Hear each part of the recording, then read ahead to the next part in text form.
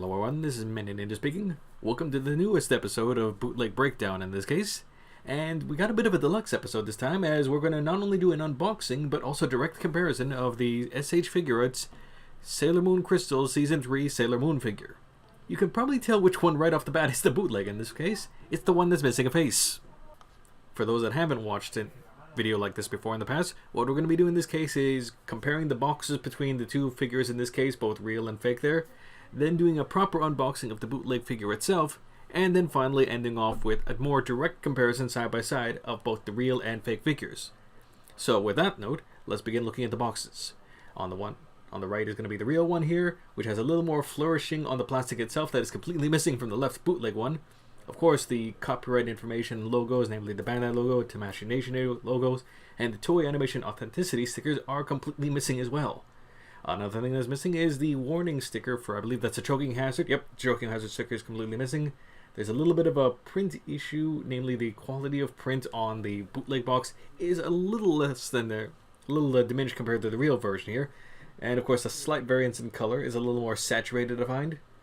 And speaking of saturation, as you can see from the warning information, it is also in a thicker font in this case, or kind of a heavier set one, more bolded if you will.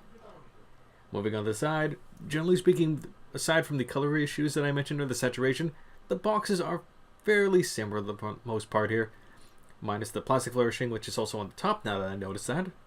Completely missing from the bottom one, which is the bootleg one in this case. And as we look at the bottom, we're going to see it's mostly the same there. There's just some color differentiation, but if you're not looking for the information, it is not going to stand out too much, I think.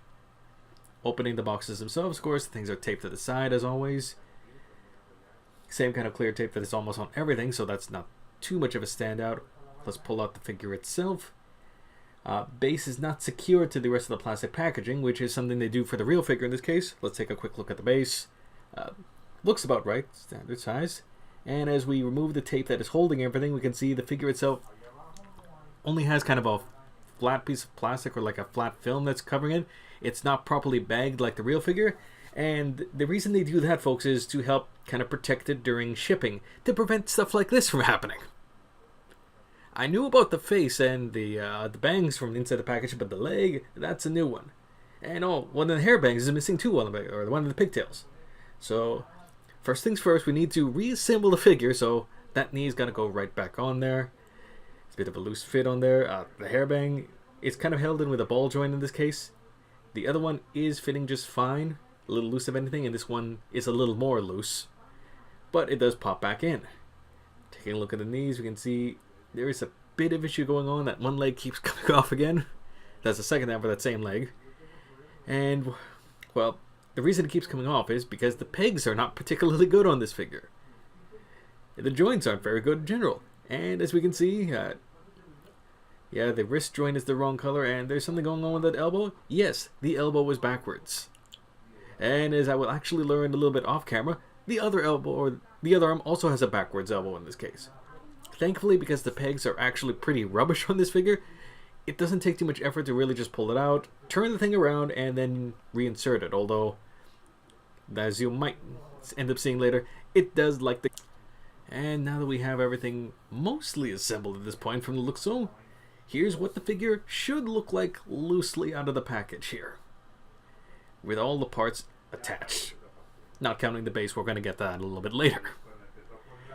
Moving onward though, taking a look at some of the articulation, namely, now that I got the hand back on it the right way, taking a look at the wrist peg because it just seemed a little off, and as we can see there, that's not much of a peg to work here. Normally it's supposed to be like a little ball joint or like a little tab thing, but it's just like a completely nondescript peg in this case. And as we're going to notice with the hands, this is going to be a recurring problem. The paint on this figure is pretty heavy-handed. And the reason I'm saying paint is we're about to see on the real ones I do a highlight on the back here. It's because there's a lot of parts that are painted on here, not properly casted in the real colors. Most of the figure is actually casted in the same flesh tony color that you happen to see on the arms, legs, and most of the face there. And then painted to look like they're how they're supposed to. As you can see, that does cause problems because it's not a particularly clean paint job on a lot of the different joints here. And because of how heavy-handed it is, it actually causes the hands in particular not to fit very well on the simple peg. Also, speaking of the paint in this case, this hand that I have here, and I'm trying to put in focus, is actually one of the hands that are supposed to hold the moon rod in this case. But the paint is so heavy in this case, it actually closed off the hand. So if you're trying to slide it in, it isn't supposed to work. You'll also be able to slide it between the fingers, but you can't naturally. So what I actually had to do off camera in this case is take an X-Acto knife to clear out all that excess paint that had dried up there. Because on both of the hands, it's the exact same issue actually. You can't actually fit it proper. And speaking of other issues, here's an example of the faces in this case. Namely, the pegs on the back weren't particularly well done. So when you have a neck peg that is, I suspect, too big in this case, it actually causes the faces to not fit on properly. They're actually kind of hanging off by a few millimeters in some cases as badly. And you really have to force it in there in certain angles to really get it to actually stay in there, and then push the bangs in and hope it keeps everything well enough in place. But quite frankly, it doesn't do a very good job because the faceplates also pop off pretty damn easy on this thing. Going away from the breaking of the toy, let's put it back together and put it as a side-by-side comparison with the real deal, which is on the left there. And we can see the bootleg is physically taller in this case, which I suspect is because I don't think all the parts on here are actually original from what the actual figure is, which we can kind of more elaborate with, because if you look at the shoulders here, everything's a good solid fit, whereas the shoulders are literally popping out on the bootleg. Another thing that kind of stands out a bit, aside from the upside down bow by the way, is that there is definitely a difference in the skirt shape in this case. In this case it's a little more downcast, while the next one is a little bit poofier but notably shorter. Like it doesn't actually belong on this figure, it's a different shape entirely. Same waist width for the most part, or kind of ribcage size, but there's some definite issue there. And if we turn these things aside, the hair bangs themselves, the pigtails, are different. They're more together on the actual real figure, and either the pigtails on the fake one are coming from another toy entirely, or just incredibly poorly casted because they're all flayed out all over the place. Looking on the bow tie, you can see this is what a right side up version looks like. There's also a little more paint on there, on the kind of chest emblem there, or the bow emblem. Some nice metallic paints on there. It's actually pretty nice to look at. Well, even if it was right side up, there's a lot of paint application missing on that one. And speaking of paint application, you can see the shoulder joints, or the kind of elbow joints there, are not as clean on the fake one. You can see some divots from poor casting on there, and the elbow joints are clearly the wrong size on the bootleg there. And they fit more snugly on the real ones, and work properly for that matter. So yeah, suffice to say, there's some definite joint issues. They're not using the same standard joints at all, in terms of real and fake.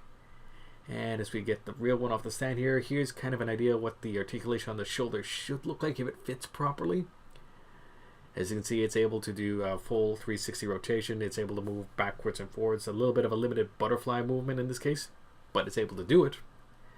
So that's a pleasant thing. Well, if we put this back down and let's look at what the bootleg one with its oversized shoulder joints can do. Well, the short answer is not nearly as much. In fact, the joints are actually rather stuck, if anything. You can't really move them up and down too much.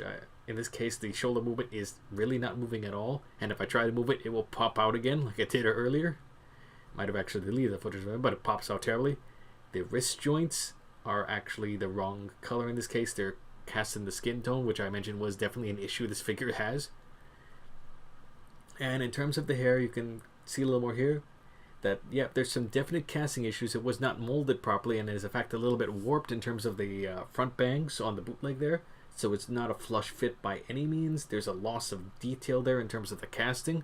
So it's clear it has been recasted at this point. And if we look at the hair bits which are tying up, they're actually physically different lengths in this case. Possibly because of poor molding and poor casting is this case, or maybe just from another figure, since even looking at it that way, they don't quite match up right. And in addition to just being physically longer, they're just kind of slightly different shapes, I find. And of course, because this is something that has to come up with these bootlegs and the real figure, this is the real figure, how the kind of crotch section, the Y joint is kind of holding there. Everything is relatively tight. It's not perfect by any means. They did improve this with the Dragon Ball Z fighting body shapes there, but it works for this case, as opposed to the legs on this one where Not only there is the actual Y joint kind of off kilter on there, and the panties themselves are in the wrong place, well, that's the leg falling off because it's not a good fit. And speaking of things that aren't a good fit, just for a second from there, you can see real one has a good ankle joint that actually flush fits with the body, while the bootleg one sticks out like a sore thumb. And speaking of things that aren't a good fit, real faces are on the right on this particular case. The skin tones are a little more jaundiced on the fake ones there, and there's actually missing faces in this case of the bootleg.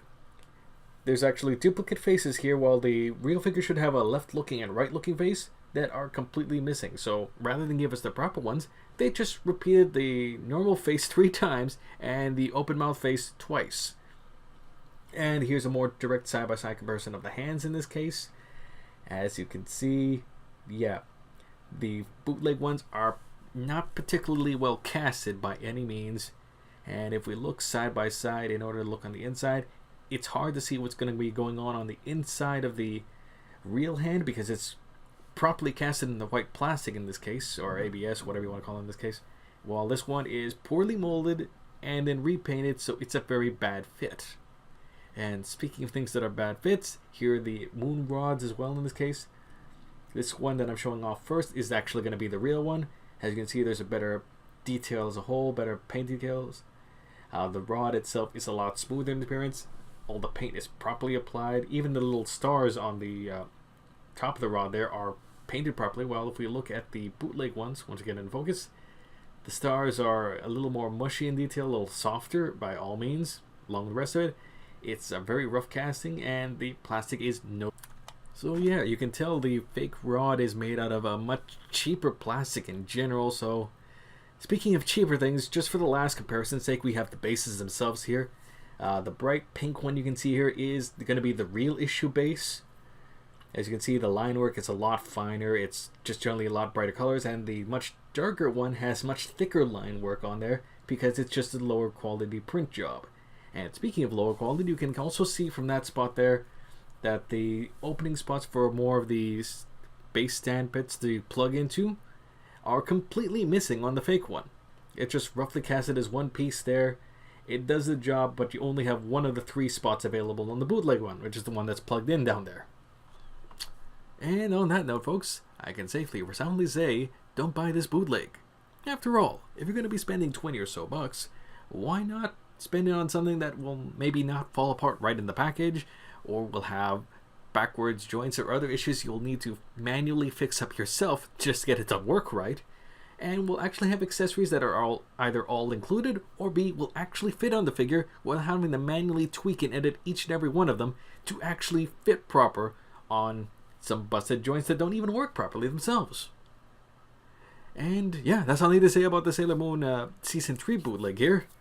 Next time we're going to have a little more fun, I hope, with the Figma Deku that I've heard good things about and have on the side here from a previous shipping. And thanks for watching, folks. If you're looking for more updates in general, my Twitter account @ManyNinjas always has some updates of what's going on in the background there. And we'll catch you all later.